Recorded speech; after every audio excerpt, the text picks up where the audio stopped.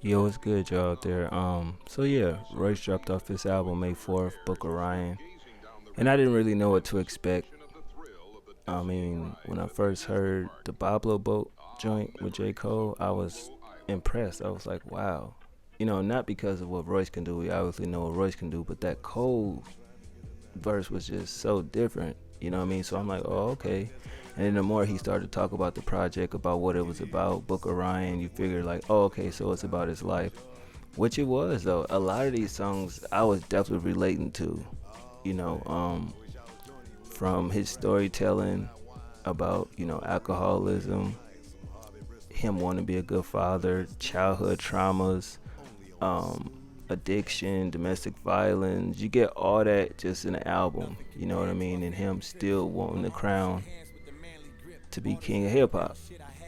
Now, intertwined throughout the album, you got like skits, and to me it's like sections of the album, but I feel like the first two skits came like back to back. It's in, from 3 to 7, so it's like a couple songs in between those two skits, but it definitely made for a good listen because it's like a giant story, from top to bottom.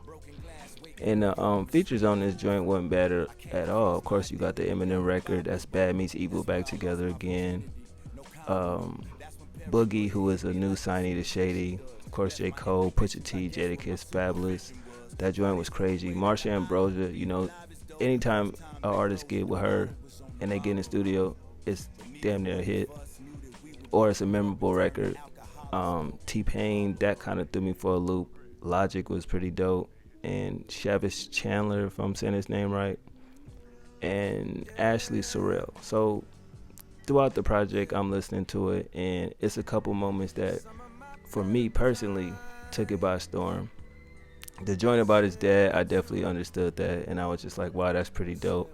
And throughout the project, Royce does this thing where he's rapping, but at the same time, he's kind of like harmonizing, singing, and I'm like, damn, this give me that old school Eminem vibe. I don't know what it was about the album, but it definitely gave me that type of vibe.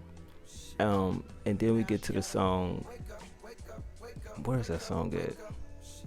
Damn, amazing. What he talking about his childhood, and I thought that was beautifully done with the hook, the production, the story he telling within the song was just awesome, very personal. Power was another good one, about two different stories, crazy family dinner. Somebody had got some fake Tims, and the mom act like they just shoes, it's not a big deal. His dad ended up hitting his hands on his mom, which was crazy. I was like, wow, this boy went deep on this album. Protecting Ryan skit, it was basically about, his brother and a situation that had happened. Strong Friend is another one that stood out, where it's just like sometimes the person that's lending the shoulder, to cry on, actually need the same thing in return. So I thought that was pretty powerful as well. um, he kind of talked about himself putting people before himself, drinking. He actually called out Eminem and Denon, not in that way, but you get the point of what I'm saying. Stay Woke, that's just a bar fest. I definitely enjoyed the hook on that joint about his life and everything like that. First of the month, we understand what that's about. Caterpillar remix was pretty dope to hear Logic, rap in that way, because I didn't know what to expect, but to just hear him and just, okay, it's not really that bad. It's not really him repeating himself like he does in his albums. It's really something that was dope. He just really just went the fuck off. I was like, wow. Summer on Lock, Pusha T, Jadakiss, Fabulous. That was just a dope record. I didn't really see that coming. But overall, yeah, man, it was a good album. I think that Eminem joint, it's just crazy how he didn't like do a whole verse about it, but he actually took a jab at the mumble rap shit and just was basically like, man, fuck y'all, get out of here. You know what I mean? That shit over with. And just to see those two back together, Bad Meets Evil, was just dope. I feel like they should do another album, but it probably won't happen.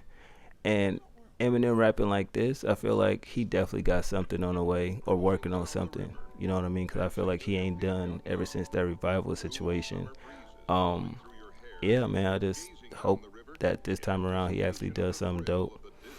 And I was a little disappointed that there was no Slaughterhouse on the album. I can't say that I wasn't, because I feel like this is a story about your life or his life, and I feel like Slaughterhouse was definitely a part of his life as far as his career goes and everything like that. And it was a little disappointing to not see nobody from the collective actually on the album. But overall, man, it's definitely a dope joint. Um, if I had to pick 5 standout records for me, it'd definitely be Cocaine, Amazing, Strong Friend, Stay Woke, and of course Pablo Boat. But that's just me. Y'all let me know what y'all think about the album. What's y'all 5 records? I give it a solid 8. I couldn't find a physical copy, so I'll definitely have to go on Amazon and order it. And I probably won't upload the video or whatever, but if you follow me on Instagram at Hip Hop and Kicks, you dig. I'm quite sure you'll see it. And yeah, man, just wanted to give my thoughts on the project. Hopefully y'all having a good evening out there, and I'ma holla at y'all. One.